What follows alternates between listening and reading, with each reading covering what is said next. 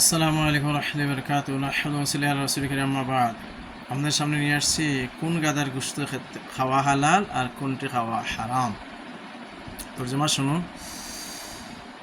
হযরতে আবু সালাবা খুশানি রাদিয়াল্লাহু তাআলা থেকে বর্ণিত যে রাসূলুল্লাহ সাল্লাল্লাহু আলাইহি ওয়াসাল্লাম হিংস্র দাতালু জন্তু খেতে নিষেধ করেছেন এবং গৃহপালিত গাদার গোশত খেতে নিষেধ করেছেন।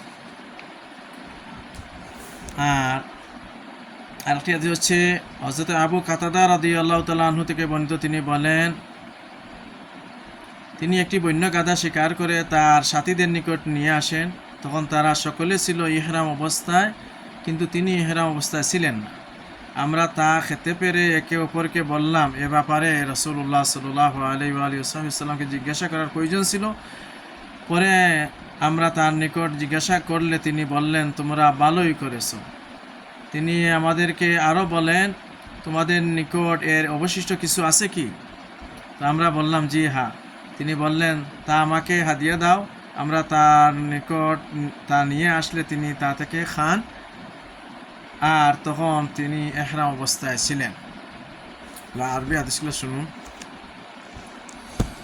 নাসাই শরীফের হাদিস নম্বর হচ্ছে 4342 নম্বর হাদিস। আখবারানা আমর ইবনে উসমান আন বাকিয়াতা ক্বালা হাদাসানা যুবাইরি আনি যুহরি আন আবি ইদরিস আল খাওলানি আন আবি সালাবাত আল খুশানি রাদিয়াল্লাহু আনহু আন্না রাসূলুল্লাহ সাল্লাল্লাহু আলাইহি ওয়াসাল্লাম নাহা আন আকলি কুল্লি যী নাবিন মিনাস সিবাই ওয়ান লুহুমিল হুমুরিল আহলিয়াতি।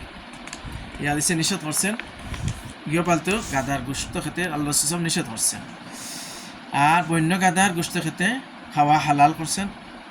সেই হাদিসে 4345 নম্বর হাদিস, নাসাই শরীফের হাদিস।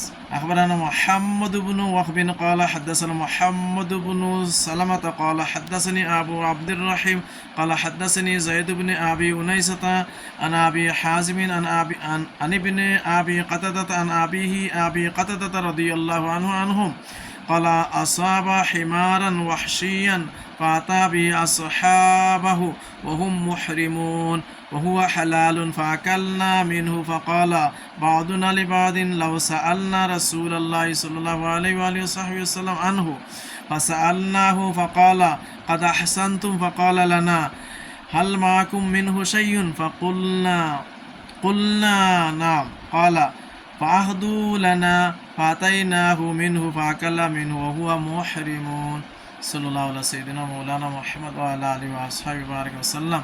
বন্য গাদার গোশত হালাল, গৃহপালিত গাদার গোশত হারাম।